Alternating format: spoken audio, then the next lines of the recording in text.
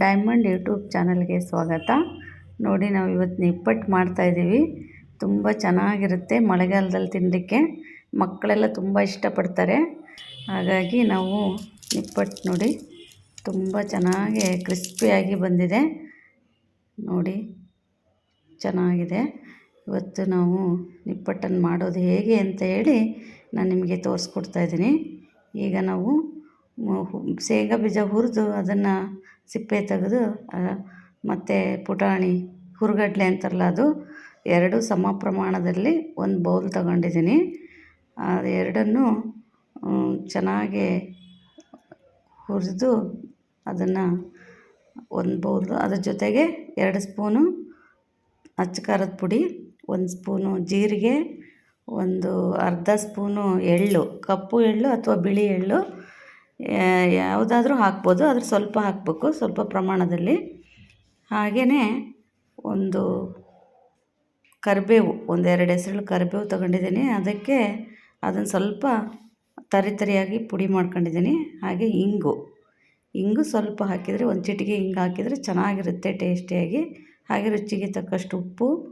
ಮತ್ತು ನಾವು ಇದನ್ನು ಮಾಡೋದು ಹೇಗೆ ಅಂತ ಹೇಳಿ ಈಗ ನೋಡ್ಕೊಳ್ಳೋಣ. ಅದನ್ನು ಒಂದು ಮಿಕ್ಸಿ ಬೌಲಿಗೆ ಹಾಕಿ ಶೇಂಗಾ ಬೀಜ ಮತ್ತು ಪುಟಾಣಿ ತರಿಯಾಗಿ ರುಬ್ಕೊಂಡೆ. ನೋಡಿ, ಈ ಥರ ತರಿಯಾಗಿರಬೇಕು. ತುಂಬ ಪುಡಿ ಮಾಡ್ಕೊಂಡ್ರೆ ಅಷ್ಟು ಚೆನ್ನಾಗಾಗಲ್ಲ. ನೋಡಿ, ಈ ಥರ ಇರಬೇಕು. ನೋಡಿ, ಹೀಗೆ ಬರಬೇಕಿದು, ಚೆನ್ನಾಗಿರುತ್ತೆ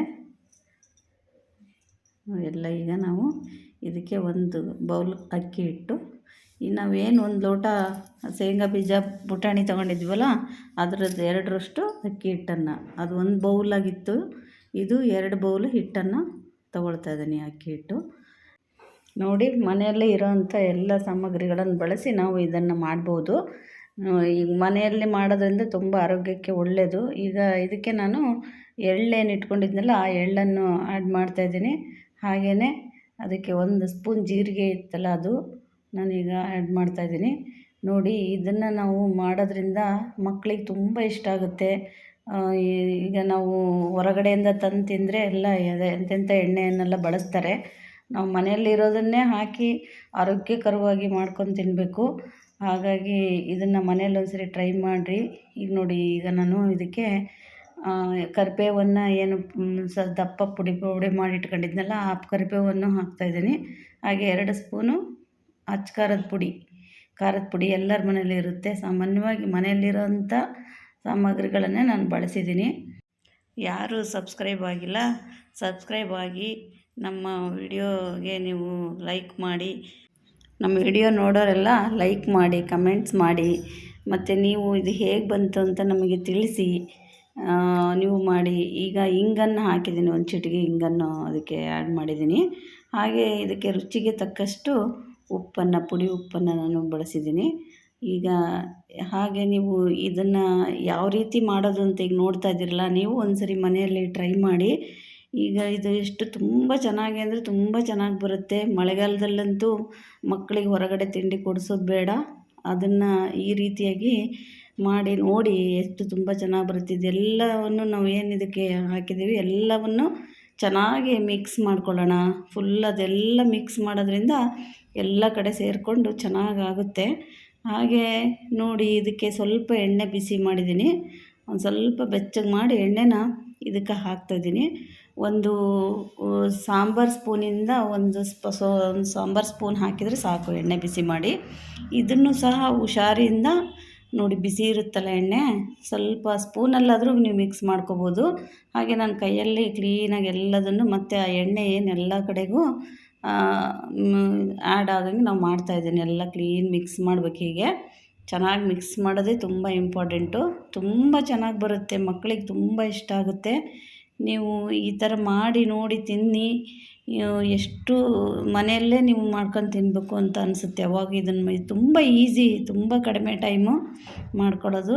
ನೋಡಿ, ಈ ಥರ ಎಲ್ಲ ಎಣ್ಣೆ ಹಾಕಿದ ನಂತರದಲ್ಲಿ ಈ ರೀತಿ ಆಗುತ್ತೆ.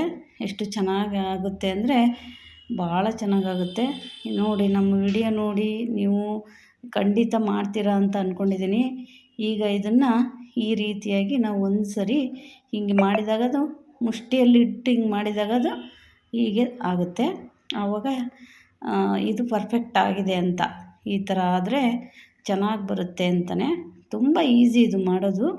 ಹಾಗೆ ನಾವು ಈಗ ಸ್ವಲ್ಪನೇ ನೀರು ಹಾಕ್ಕೊಂಡು ಅದಕ್ಕೆ ನಮ್ಗೆ ಎಷ್ಟು ಬೇಕು, ಒಂದು ಚಪಾತಿ ಹದ ಹೆಂಗೆ ಬರುತ್ತಲ್ಲ ಅದೇ ರೀತಿಯಾಗಿ ಸ್ವಲ್ಪ ನೀರು ಹಾಕಿ ಇದನ್ನು ನಾವು ಮಿಕ್ಸ್ ಮಾಡ್ಕೊತ ಕಲಿಸ್ಬೇಕು. ತುಂಬ ಚೆನ್ನಾಗಾಗುತ್ತೆ. ಹೀಗೆ ನಾವು ಕಲಿಸ್ಬೇಕು. ಈ ಥರ ನೀರು ಹಾಕಿ ಸ್ವಲ್ಪನೇ ಮಕ್ಕಳು ಶಾಲೆಗೆಲ್ಲ ಹೋಗ್ತಾರೆ, ಬಂದು ನಂತರದಲ್ಲಿ ಏನಾರು ಕೊಡಮ್ಮ ಅಂತ ಕೇಳ್ತಾರೆ. ದೊಡ್ಡವರಿಗೂ, ಸಣ್ಣವರಿಂದ ದೊಡ್ಡವ್ರ ತನಕ ಇದನ್ನು ತಿನ್ಬೋದು. ನೋಡಿ ಈ ರೀತಿ ಹದ ಆಗಬೇಕು. ಹೀಗೆ ಕಲಿಸ್ತಾನೆ ಇರಬೇಕು. ಸ್ವಲ್ಪ ಚೆನ್ನಾಗಿ ಕಲಿಸ್ಬಿಟ್ಟು ಸ್ವಲ್ಪ ನೀರು ಹಾಕಿ ನೋಡ್ಕೊಂಡು ಕಲಸಿ. ತುಂಬ ನೀರು ಹಾಕ್ಬಿಟ್ರೆ ಚೆನ್ನಾಗಾಗಲ್ಲ. ಒಂದು ಮೀಡಿಯಮ್ ಆಗಿ ಇರಬೇಕು. ತುಂಬ ಗಟ್ಟಿನೂ ಇರಬಾರ್ದು, ತುಂಬ ತೆಳುಗೂ ಮಾಡ್ಕೋಬಾರ್ದು. ಈ ಹದದಲ್ಲಿ ನೋಡಿಕೊಂಡು ನಾವು ಕಲಿಸ್ಬೇಕು. ಭಾಳ ಈಸಿ ಇದು. ಬೇರೆ ತಿಂಡಿಗಿಂತನೂ ಇದು ನಿಪ್ಪಟ್ಟು ಎಲ್ಲರೂ ಇಷ್ಟಪಡೋ ಅಂಥದ್ದಿದು. ಮತ್ತು ಇಟ್ಕೊಂಡು ತಿನ್ಬೋದು. ಸುಮಾರು ಒಂದು 15 ದಿನ ಇಟ್ಟರೂ ಇದು ಏನೂ ಆಗೋಲ್ಲ. ತುಂಬ ಚೆನ್ನಾಗೇ ಇರುತ್ತೆ. ಒಂದು ಗಾಳಿ ಆಡದೇ ಇರೋ ಡಬ್ಬಿಯಲ್ಲಿ ಆರಿದ ನಂತರದಲ್ಲಿ ಹಾಕಿಟ್ರೆ ತುಂಬ ಚೆನ್ನಾಗಿರುತ್ತೆ.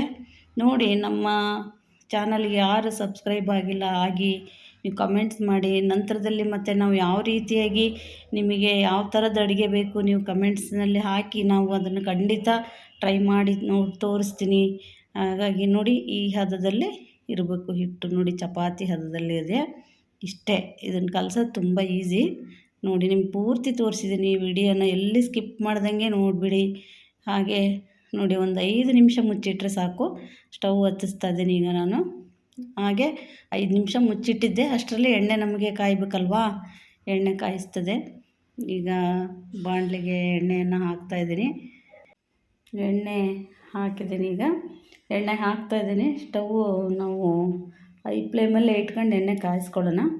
ಅದು ಈಗ ಎಣ್ಣೆ ಕಾಯೋಷ್ಟರಲ್ಲಿ ನಾವು ಇದನ್ನು ಸ್ವಲ್ಪ ಈ ಥರ ಉಂಡೆ ಮಾಡಿಕೊಂಡು ಒಂದು ಯಾವುದಾದ್ರು ಒಂದು ಕವರಿನ ಮೇಲೆ ಇಟ್ಕೊಂಡು ಮಾಡಬೇಕು. ಯಾಕೆಂದರೆ ತೆಗಿಲಿಕ್ಕೆ ಬರಬೇಕಲ್ವಾ. ಹಾಗಾಗಿ ಯಾವುದಾದ್ರು ಒಂದು ಬಟರ್ ಪೇಪರ್ ಇದ್ದರೆ ಯೂಸ್ ಮಾಡ್ಬೋದು. ಇಲ್ಲ ಮನೇಲಿ ನಾರ್ಮಲ್ ಪೇಪರ್ ಯಾವುದಾರು ಒಂದು ಕವರ್ ಮೇಲೆ ನಾವು ಹಿಂಗೆ ಲಟ್ಟಣಿಗೆಯಲ್ಲಿ ಹೀಗೆ ತುಂಬ ದಪ್ಪನೂ ಇರಬಾರ್ದು, ತುಂಬ ತೆಳುವೂ ಇರಬಾರ್ದು. ಹಾಗಿದ್ದರೆ ತುಂಬ ದಪ್ಪ ಆಗಿಬಿಟ್ರೆ ಅದು ಮೆತ್ತಗಾಗುತ್ತೆ. ತುಂಬ ತೆಳುಗಿದ್ರೂ ಅಷ್ಟು ಇದಾಗಲ್ಲ, ಕ್ರಿಸ್ಪಿಯಾಗಿ ಬರುತ್ತೆ. ತುಂಬ ಚೆನ್ನಾಗಿ ಬರುತ್ತಿದ್ದು. ನೋಡಿ, ನಾವೊಂದು ಮುಚ್ಚಳದಲ್ಲಿ ಈ ಥರ ಒಂದು ನಿಪ್ಪಟ್ಟಿನ ಆಕಾರ ಹೆಂಗೆ ಬೇಕು ನಮ್ಗೆ, ಎಷ್ಟು ಸಣ್ಣಕ್ಕಾದರೂ ಮಾಡ್ಕೊಬೋದು. ಸೇಮ್ ಅಂಗಡಿಯಲ್ಲಿ ಹೆಂಗಿರುತ್ತಲ್ಲ ಅದಕ್ಕಿಂತನೂ ಚೆನ್ನಾಗಿರುತ್ತಿದ್ದು. ನಾವು ಮನೆಯಲ್ಲೇ ಮಾಡೋದು.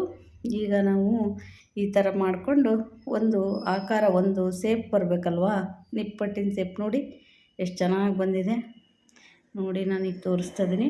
ಈ ರೀತಿಯಾಗಿ ಎಲ್ಲಿ ಹರಿದು ಮುರಿದು ಹೋಗಲ್ಲ, ಎಷ್ಟು ಚೆನ್ನಾಗಿ ಬಂದಿದೆ. ಹೀಗೆ ಇದನ್ನು ನಾವು ಎಣ್ಣೆ ಕಾದಿದೆ ಈಗ ನಮಗೆ. ಆ ಎಣ್ಣೆಯಲ್ಲಿ ಇದನ್ನು ಹಾಕೋದ್ರಿಂದ ಚೆನ್ನಾಗಿ ನೋಡಿ ಎಣ್ಣೆ ಬಿಸಿಯಾಗಿದೆ. ಈಗ ನಾವು ಒಂದೊಂದನ್ನಾಗಿ ಹೈ ಫ್ಲೇಮಲ್ಲಿ ಇಟ್ಕೊಂಡು ಹೀಗೆ ಎಣ್ಣೆಯಲ್ಲಿ ನಿಧಾನವಾಗಿ ಬಿಡಬೇಕು. ಯಾಕೆ ಅಂತಂದರೆ ಇದು ಎಣ್ಣೆ ಕಾದಿರುತ್ತಲ್ಲ, ಹೈ ಫ್ಲೇಮ್ ಇರುತ್ತೆ.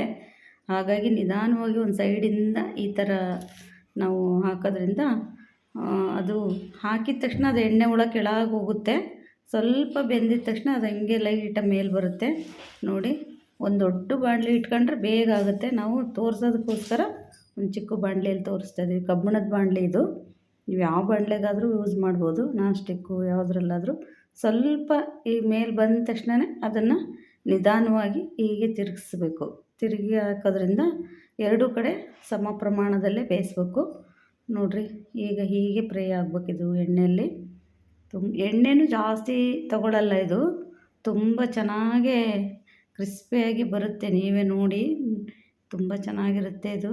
ಯಾರು ಸಬ್ಸ್ಕ್ರೈಬ್ ಆಗಿಲ್ಲ ನಮ್ಮ ಚಾನಲ್ಲಿಗೆ ಆಗಿ, ನೀವೆಲ್ಲ ನಮಗೆ ಪ್ರೋತ್ಸಾಹವನ್ನು ಮಾಡಿ ನೋಡಿ ಹೇಗೆ ಬರುತ್ತೆ ಅಂತ ನಮಗೆ ತಿಳಿಸಿ. ನೀವು ಮಾಡಿ ಮನೆಯಲ್ಲಿ ಒಂದು ಸರಿ ಟ್ರೈ ಮಾಡಿ. ಎಲ್ಲ ಥರ ತಿಂಡಿಗಳನ್ನು ನನ್ನ ಕೈಲಾದಷ್ಟು ಮಾಡಿ ತೋರಿಸ್ತೀನಿ ನಿಮಗೆ. ಹೀಗೆ ನಿಧಾನವಾಗಿ ಎಣ್ಣೆಯಲ್ಲಿ ಚೆನ್ನಾಗಿ ಕರಿಬೇಕು. ಅದು ಸ್ಟಾರ್ಟಿಂಗಲ್ಲಿ ಹೈ ಫ್ಲೇಮಲ್ಲಿ ಇಟ್ಟಿರ್ತೀವಿ. ಸ್ವಲ್ಪ ಇದಾದ ತಕ್ಷಣ ನಾವು ಕಡಿಮೆ ಫ್ಲೇಮಲ್ಲಿ ಇಡಬೇಕು. ಅದನ್ನು ತೋರಿಸ್ಲಿಲ್ಲ ನಾನು ನಿಮಗೆ. ಈಗ ನೋಡಿ ಚೆನ್ನಾಗಿ ಬಂದಿದೆ, ತೆಗಿತಾ ಇದ್ದೀನಿ.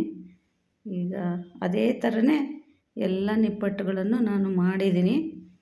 ತುಂಬ ಏರು ಕರಿಬಾರ್ದು, ತುಂಬ ಕಡಿಮೆನೂ ನಾವು ಇದು ಮಾಡಬಾರ್ದು, ಒಂದು ಹದದಲ್ಲಿ ನೋಡಿಬಿಟ್ಟು ತೆಗಿಬೇಕು. ಈಗ ನೋಡಿ ಇದೇ ಥರ ಮಾಡಿದರೆ ಎಷ್ಟು ಚೆನ್ನಾಗಿ ಕ್ರಿಸ್ಪಿಯಾಗಿ